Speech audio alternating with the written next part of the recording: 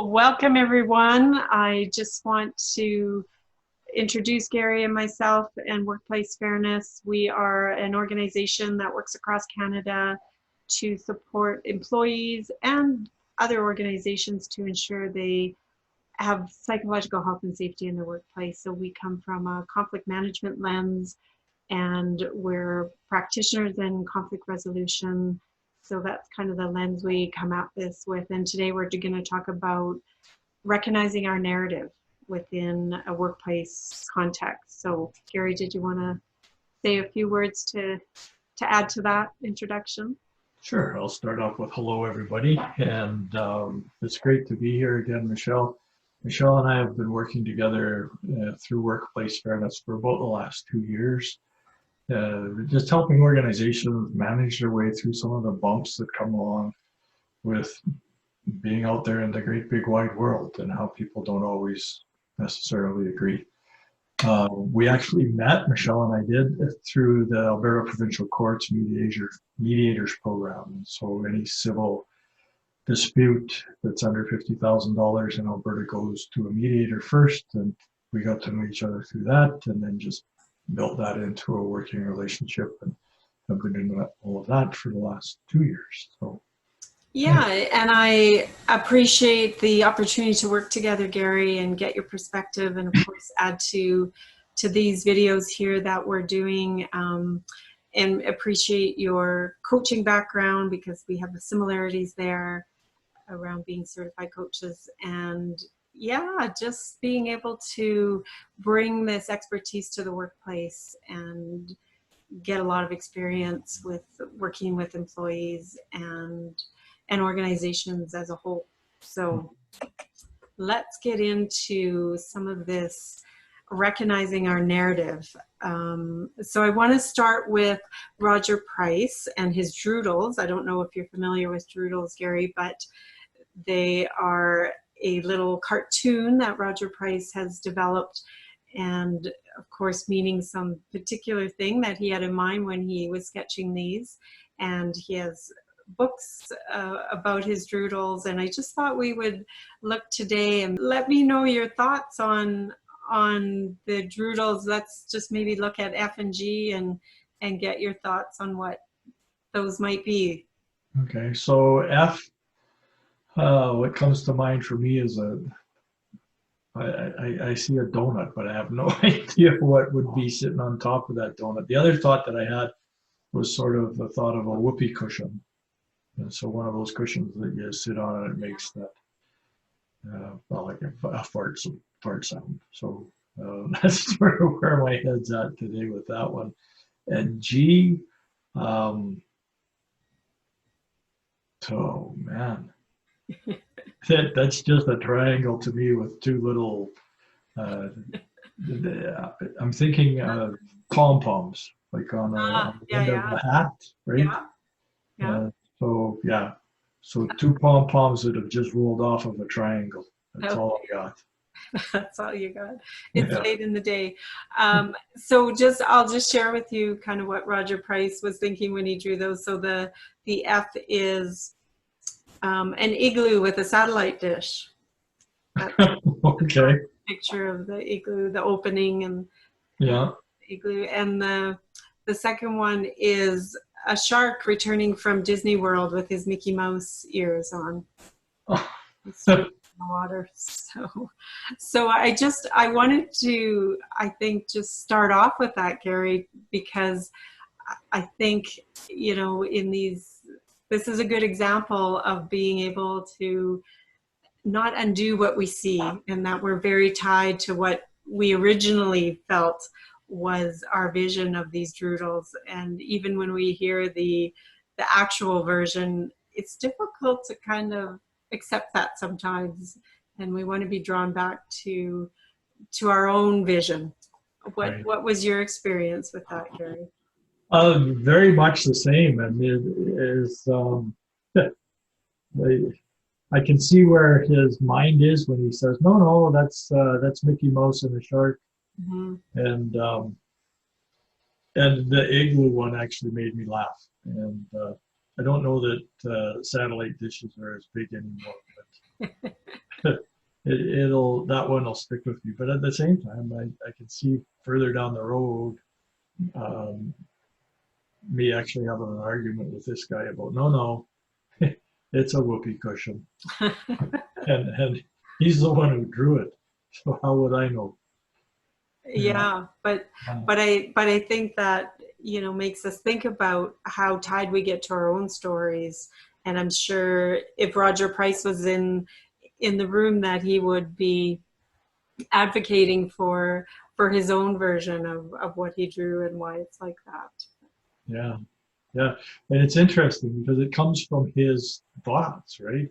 Where I got the second slide up here on the story or paradigm, and one side of any situation has a story that they want to tell, has a place from where they stand and how they see the world. And how often am I trying to tell my story to somebody and somebody says, well, no, that's not true. Right? It didn't happen that way. And, Yeah. yeah.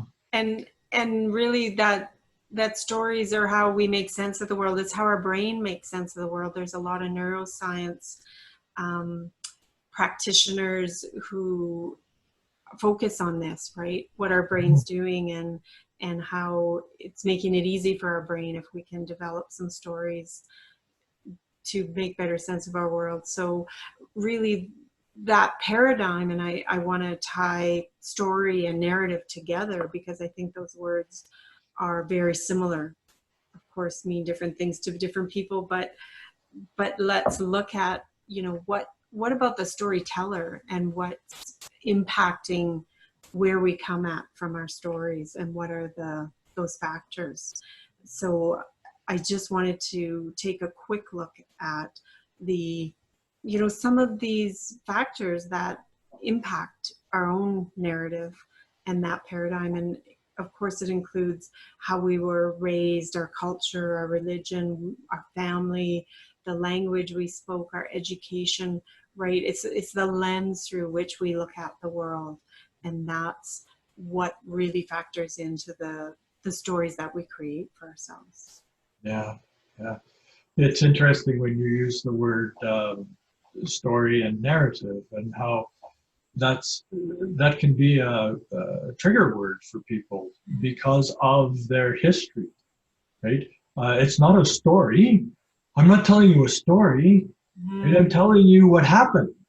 Yeah. It's true, right? And because I hear the word story and I equate that back to the bedtime stories that my parents used to read before I'd fall asleep, or the stories that I read to my kids, they were all made up, right? Right. And that's why I am careful too when I use that word with people, because narrative might resonate with them better. But I think also to look at just building some awareness for ourselves around what our narrative might be and Yeah. how that might be impacting others and the situation. Mhm. Yeah, and So yeah, when let's maybe look at that a bit around these elements that most stories contain, especially fairy tales. And maybe, Gary, you want to talk a bit about the drama triangle, which we use a lot in conflict. sure. So we've got 3 points on it. We've got the rescuer, we've got the victim, and we've got the persecutor. And how often do I step into a situation that's just, it's not mine, but I'm going to rescue somebody. I'm going to help them out. Uh, Gary and Susan are having a disagreement, and I need to step in there and help one of them and relieve their pain. The victim, of course, in the triangle would be the one that's feeling the pain, and then they're going to be pointing. The victim will be pointing their finger at the person that they're calling the persecutor. And the interesting thing is that the persecutor never ever, we never see ourselves as the villain. Yeah, I think I'll be in this little drama triangle and I think I'll be the villain. That really doesn't happen. Most people come to situations with a positive intent. They come from a positive perspective. And so they don't see themselves as misbehaving. However, the person that's sitting there as a victim is quite quick to blame, and the person that's sitting there as a rescuer is quite quick to jump in. And the challenge is to always to recognize, am I playing a role within this triangle, and how am I best served to step out of it? One of the questions that we used to ask when we were doing mediations, I used to get asked by co-mediators and so on, just before the mediation would start, whose problem are we dealing with today? Whose solution does it need to be? Right? And so how do I recognize what's going on? How do I recognize my role in it? How do I take responsibility for my contribution to the disagreement?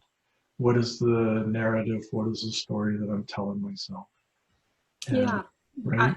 Yeah, I agree, Gary, and how I use this often in conflict so that people get an awareness of what they might be creating within their story, right? And that they might be seeing themselves as a victim. And so, you know, let's look at how we can support people to step out of that, or at least recognize that they're in it, Yeah. and have them, you know, step away from it. And yeah, because often, even as a conflict resolution professional, we're put in that hero role, right? Can you come fix this for us? Yeah. And I'm the victim, the other person's the villain. So, Right. so let's create some awareness around that, so we can help people just step away from that a bit. And I think along with that is recognition of our own narrative, right? Can we accept that we have our own narrative, which really is the truth of our experience? And I use that languaging that I've come across, and I don't know who to contribute it to, but I really appreciate that, because I think people see that is their own truth of their experience, and that there's room for other people's experiences. And often, as we see in conflict, Gary, that the same incident, there's two different stories that come out of that, or two different narratives based on that person's perspective. And they're often contradictory, right? It's black and white that we see, and it's hard to reconcile, I think, for some people, right? Absolutely. You use the word reconcile, and Canada right now is in the throes of trying to do some reconciliation with our First Nations, Indigenous people. And I was watching the news just last night, and there was a Indigenous leader on the news saying CN is saying that when we block the railway tracks, that we're trespassing on their land. We're saying that CN is trespassing on our land. And if we sat down with either side and asked who is true, who is right, there's a good chance that they both would say, well, we are. And so in stepping away from that narrative of being right and stepping into the narrative of different, I just see it differently. I have a different experience. And that Yeah. my experience may be right for me, but it might not be right for you. Right. And knowing as a conflict resolution professional that it's not about right or wrong, it's about really building understanding. So sharing those experiences and sharing your own truth and allowing others to share theirs, so that there can be a solution that's going to fit the needs of both parties. Right? Right. And it's not about, I often get people saying, you know, well, they're lying. And in my experience, that doesn't happen that often, where people are stepping into a situation to share a false narrative, right? Right. It's really the the truth of their own experience of what's been going on for them and how they see it. And of course, like we showed earlier, based on that lens that they're coming through. Yeah. And so around with recognizing our narrative, I think that, you know, there needs to be room to change our narrative too.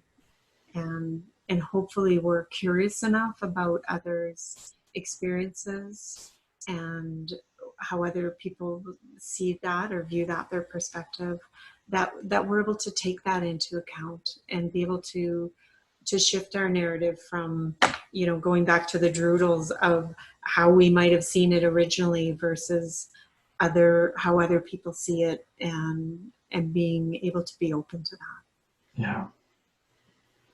Yeah, and I like your phrase, being able to be open to that.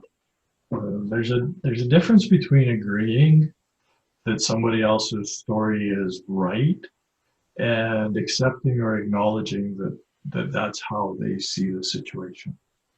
Mm-hmm. Right? This is just this situation from my perspective. Right. And that doesn't mean you have to agree with it, right? No, and where the restoration work comes is when we're able to get other sides to just open up and say, oh, thank you for that bit of information. Now I have a different understanding. That different understanding in our conversation here today, I would say, now I have a different narrative. Yeah. Now I have a different story. Mm-hmm. Okay. Or at least allow it to be able to shift my story, a little bit. This and I came across this from the Conscious Leadership Group, and I thought it really tied into our discussion because they look at it as fact versus story, and I put the link here to the YouTube video around this if people want to have a peek at that. But the language they use is around noticing something in particular that's happening versus imagining. And an example they might use in that is, you know, Gary, I noticed there's a frown on your face when you're speaking, and I imagine that means you're upset with me or you're angry about having to take part in this video or whatever it might be, right? But recognizing that there's facts around specific things we can point to, and then there's the story or what we might be imagining or the assumptions and the judgments that we're putting together based on those facts that we see. Yeah. Yeah, and just to clarify for you, Michelle, that's actually my concentration face. Thank you. And I think that's you know, they've used it in their video as a good way just to approach others, right? To be curious and to be able to clarify some of your own assumptions that you might be having, right? Yeah. Yeah. So this was a thought, Gary, and I want to get your thoughts really on, you know, that relationship trust and how it might, the relationship and the trust that you have with someone, how might that impact the story? Yeah. I think I told you once before just about, I have 3 sons and I worked shift work and I was here, there, and everywhere. And I would come home and I would walk into the kitchen and my wife would be sitting talking with one of our sons. And I could tell from the conversation that it was an involved conversation, and there was a pretty high level of trust between the two of them. And I didn't want to seem like an intruder. I didn't want to intrude, so I would step back. And over time, it just got so that my kids would just naturally go to their mother. And I was asking somebody, you know, like, why is that? Like, how is it that happens? And this fellow that I was sharing the story with, he said, well, it's a different relationship. Right? It's a different relationship.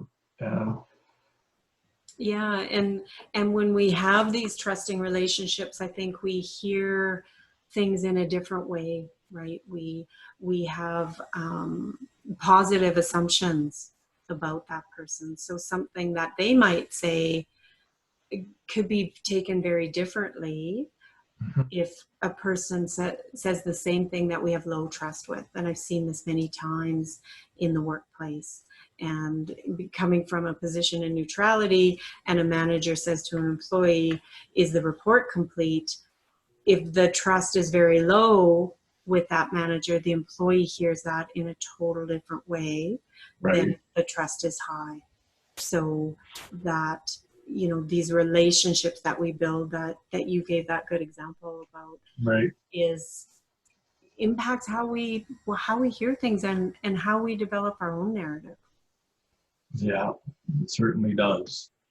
And I'm usually not conscious when I'm doing that. No. Like I'm not, I'm usually conscious, but not thinking of it.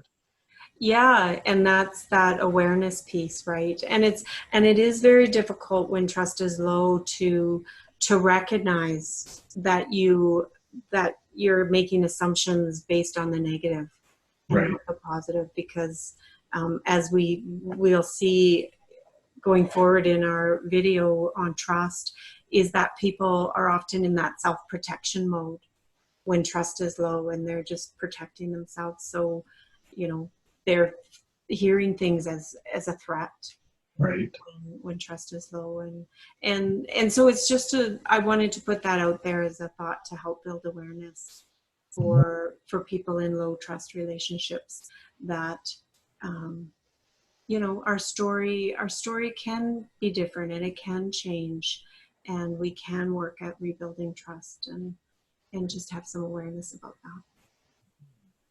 So I just wanted to kind of wrap up with some resources, some of the things that we spoke about earlier on in our video, and some others around narrative mediation, which is really an opportunity for people to tell their stories in a very formatted structure, and how that's proven very successful in resolving conflict. So thank you, Gary. Any final thoughts? Ask yourself, I guess, for people, what's the other person's positive intent? They try and push back, work against that negative judgment that we all fall prey to. Yeah, and that ability to be conscious of your own narrative, what might be adding to that, and how you might need to shift that to be successful in the workplace. So thank you, everyone, for joining us, and hopefully we can connect in other videos. Take care.